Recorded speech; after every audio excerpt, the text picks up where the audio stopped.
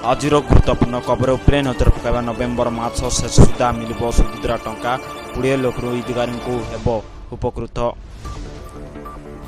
December ମିଳିବ ଚତୁର୍ଥ ପର୍ଯ୍ୟାୟର ଟଙ୍କା। ଡିସେମ୍ବର ଶେଷ ସୁଦ୍ଧା 1 କୋଟିରୁ ଅଧିକ ମହିଳାଙ୍କୁ ସୁଭଦ୍ରା ଟଙ୍କା ଯୋଗାଇ ଦେବେ ରାଜ୍ୟ ସରକାର ଏନେଇ ସୂଚନା ଦେଇଛନ୍ତି। ଡିସେମ୍ବରରେ ମିଳିବ ଚତୁର୍ଥ ପର୍ଯ୍ୟାୟ ଟଙ୍କା। ଡିସେମ୍ବର ଶେଷ ସୁଦ୍ଧା 1 କୋଟିରୁ ଅଧିକ ମହିଳାଙ୍କୁ ସୁଭଦ୍ରା ଟଙ୍କା ଯୋଗାଇ ଦେବ ରାଜ୍ୟ ସରକାର ଏନେଇ ସୂଚନା ଦେଇଛନ୍ତି ଉପମୁଖ୍ୟମନ୍ତ୍ରୀ ପ୍ରଦୀପ ପରିଡ଼ା। ଏହା ସହ କାର୍ଯ୍ୟ ହୋଇଥିବା ବେଳେ ଆବେଦନଗୁଡ଼ିକର ପୂର୍ଣ୍ଣ ଯାଞ୍ଚ ପାଇଁ ଭିଡ଼ିଓଙ୍କୁ ନୋଡାଲରେ ଏକ୍ଜିଟ୍ ଭାବେ ଦାୟିତ୍ୱ ଦିଆଯାଇଛି।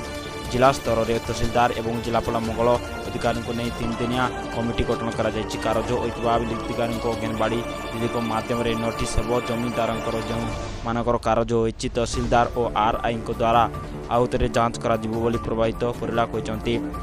कार्य होता 20 लक्षरू 67,000 आवेदन मध्य जमी आधार कार्य होता संख्या अधिक। से परिवार बैंक लिंक रही खोटी बैंक सहित जोगाजोग कर बैंक स्फटीकरण दाखल करेंगे बोली अंगनवाड़ी कर्मी एवं एमबीके मानक सरकारी चाकरी भाव कटा जाइए से जांच कर उपमुख्यमंत्री प्रभावित परिड़ा सूचना देते।